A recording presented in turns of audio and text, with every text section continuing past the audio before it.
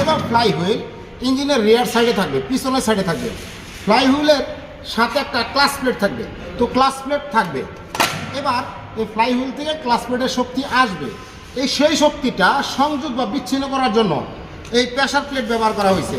Clutch প্লেটটাকে কে পরিচালনা করবে? এই প্রেসার প্লেট।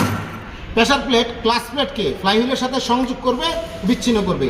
যখন রিলিজ বেয়ারিং এখানে চাপ প্রয়োগ করবে, চাপ প্রয়োগ করলে মাঝখানে লোহাটা রিলিজ হয়ে যাবে, ফাঁক হয়ে যাবে, গ্যাপ হয়ে যাবে, আর এই মাঝখানের ক্লাচ প্লেটটা দূরত্ব হয়ে যাবে এই ফ্লাই হুইল থেকে।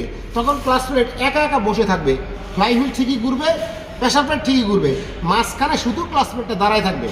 আর যখন আপনি ক্লাচটা ছেড়ে দিবেন, এই প্রেসার প্লেট গিয়ে ক্লাচ প্লেটের সাথে ফ্লাই হুইলের সাথে অ্যাডজাস্ট করিয়ে দিবে। এবার ফ্লাই হুইল যতবার ঘুরবে, প্রেসার প্লেটে ততবার ঘুরবে, ক্লাচ প্লেটে ততবার ঘুরবে। আর ক্লাচ প্লেট যখন ঘুরবে তখন এই টপ শেপ, এই ড্রাইভ শেপ ঘুরবে। আর যখন ড্রাইভ শেপ ঘুরবে তখনই গিয়ার বক্সের পিনিয়নগুলো ঘুরবে, চালকের চাহিদা অনুযায়ী গাড়ি দৌড়াবে, এর সাথে শক্তি থাকবে। এবার দেখেন যে ফ্লাই হুইল ঘুরতেছে, ক্লাচ প্লেট ঘুরতেছে, শক্তিটা সংযোগ হচ্ছে। যখন আপনি এখানে ক্লাচ করবেন, চাপ দিবেন, তখন এটা ফ্রি হয়ে যাবে, ফ্রি হয়ে যাবে, একা একা ঘুরবে, শক্তিটা ট্রান্সফার হবে না। প্রিয় ভাই, যদি ভিডিওটা ভালো লাগে তাহলে আমার পেজটি ফলো দিবেন, লাইক করবেন, কমেন্ট করবেন। ভালো থাকবেন।